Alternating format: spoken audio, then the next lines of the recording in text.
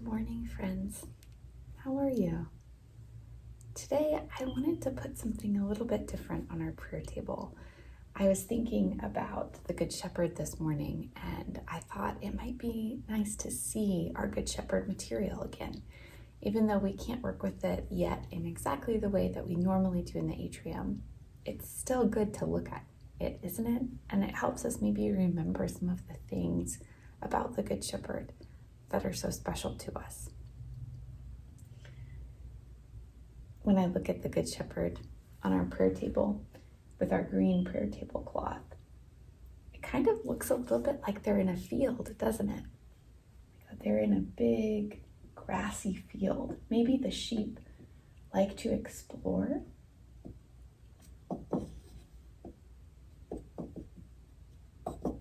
They look for food. Maybe they hear noises. But I wonder, in this big field, what do you think happens when he calls them? Maybe you remember this from the Gospel of John. He calls his own sheep by name and leads them out. When he has brought out all his own, he goes ahead of them, and the sheep follow him because they know his voice.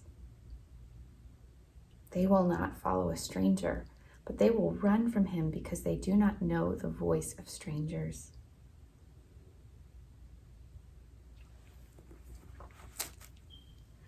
So I wonder, when the Good Shepherd calls his sheep, maybe he wants to take them somewhere, to a new pasture, to new water. He would call their names, right? Isn't that what it says? He calls his own sheep by name. He leads them out.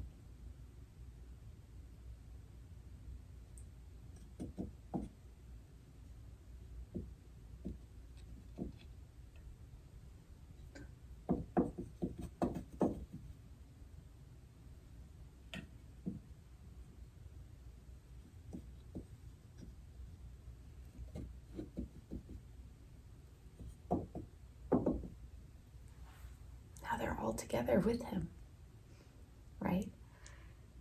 The sheep will follow him because they know his voice.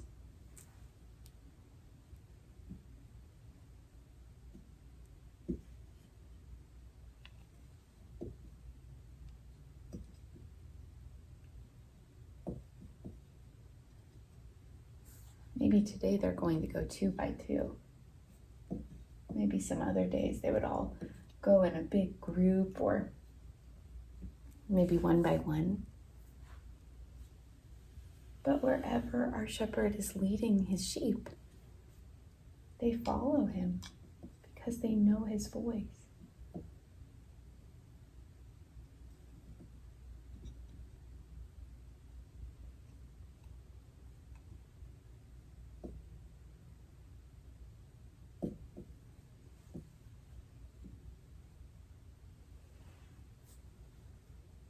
I wonder what his voice sounds like.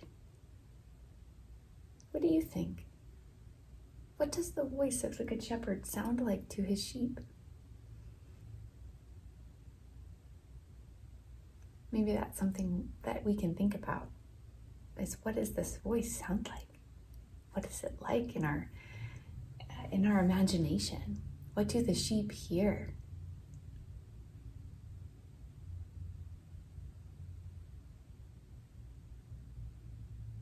I wonder too where he might take them. We've talked before about good shepherds, what they might do for their sheep, right? What sheep might need, like food or water. Maybe the Good Shepherd calls them so that they can find those things. In the parable that Jesus is telling in the Gospel of John,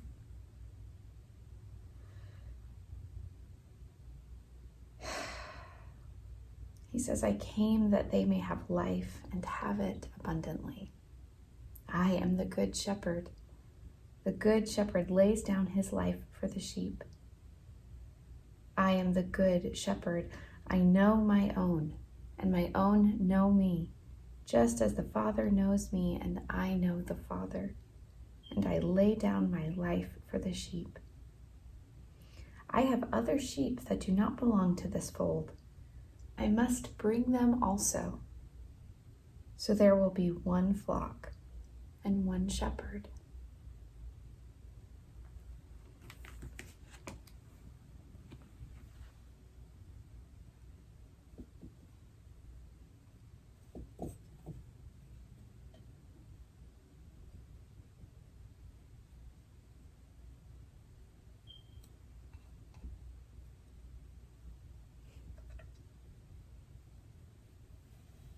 I think they like to be really close to their shepherd.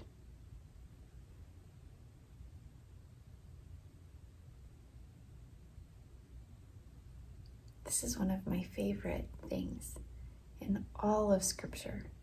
It's this parable. It gives me so much to think about. And maybe it gives you some things to think about too.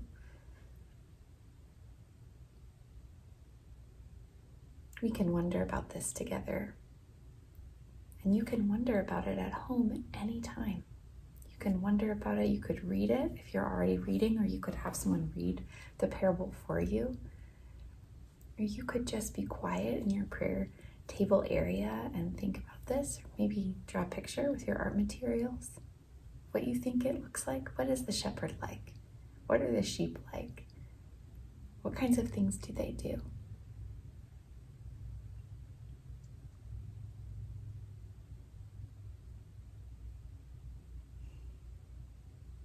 I want to say to Jesus, thank you for this parable. Thank you for the parable of the Good Shepherd. And thank you for helping us to think and wonder, even while we're far apart from each other. I pray for each of my friends, Jesus, that you would be close to them this week, that you would show them more of who you are.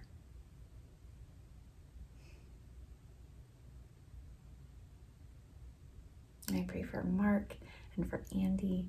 I pray for Maggie and Hannah and Corbin and Karen and Sam and Jack and Felicity and Gabe and Jenny and Georgia and Jackson and Junia. And I pray for everyone who is watching. The Good Shepherd knows your name.